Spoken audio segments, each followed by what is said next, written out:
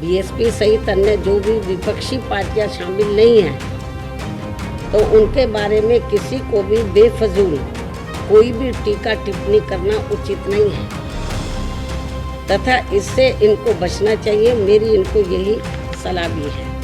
अर्थात फिर ऐसे लोगों को व पार्टियों को भी काफ़ी शर्मिंदगी उठानी पड़े, ये ठीक नहीं है। और इस मामले में खासकर समाजवादी पार्टी इस बात का जीता जागता उदाहरण भी है। माननीय राज्यसभा सभापति का संसद परिसर में निलंबित सांसदों द्वारा मजाक उड़ाने का वीडियो वायरल होना भी अनुचित व अशोभनीय है।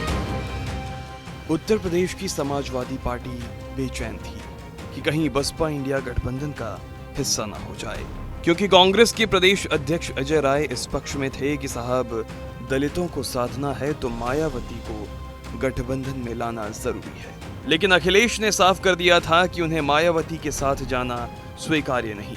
लेकिन यही मायावती थी जिनके साथ मिलकर अखिलेश यादव ने 2019 लोकसभा चुनाव में उत्तर प्रदेश फतह करने का बीड़ा उठाया था। बीएसपी के राष्ट्रीय कोऑर्डिनेटर आकाश आनंद ने भी कल इंडिया गठबंधन और बीजेपी पर निशाना साधते हुए कहा कि मीडिया की रिपोर्ट्स और पार्टी के कुछ साथियों से पता चला है कि कल इंडी अलायंस की बैठक में कुछ लोग भाजपा से कम और बीएसपी से ज्यादा डरे हुए हैं।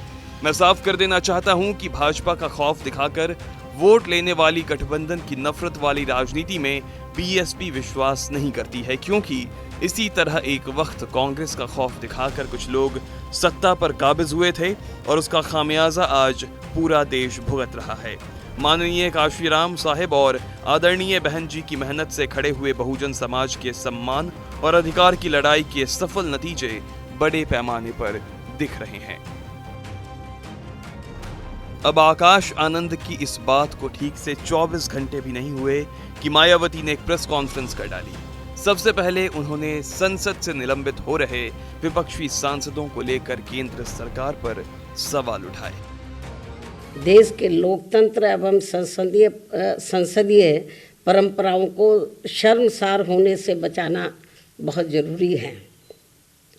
साथ ही विपक्ष विहीन संसद में आम जन के हित से जुड़े, देश व आम जनहित से जुड़े अति महत्वपूर्ण विधेयकों का पारित होना भी ये अच्छी परंपरा नहीं है।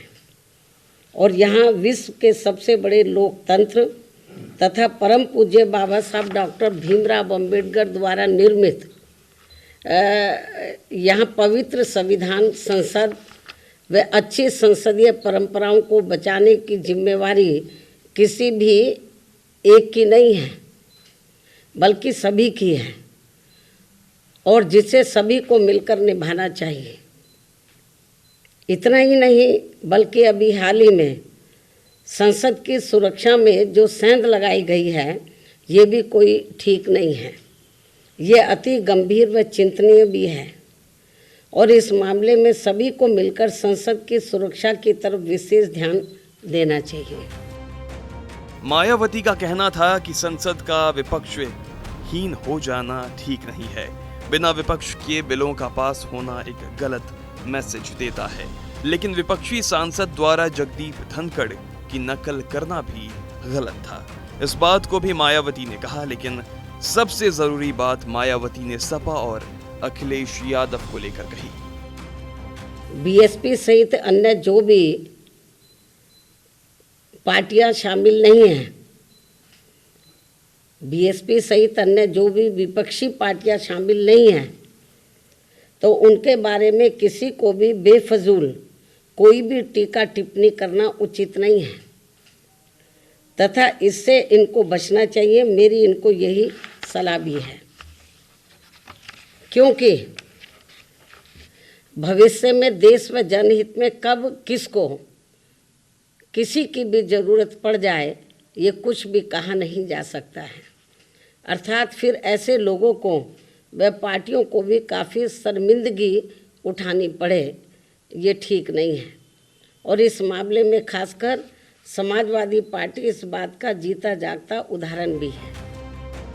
इशारा साफ था, कि अगर सपा बसपा पर छींटाकशी करती है तो भविष्य में अगर उसे बसपा की जरूरत पड़ी तो वो मदद मांगने आए तो शर्मिंदगी उसे महसूस करनी पड़ेगी।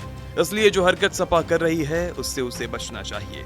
तो अब ये साफ हो गया है कि मायावती इंडिया गठबंधन के साथ नहीं जाएंगी और अकेली ही लोकसभा चुनाव में उतरने वाली है। उत्तर प्रदेश और उत्तराखंड की खबरों को जानने के लिए देखते रहिए TV9 उत्तर प्रदेश उत्तराखंड।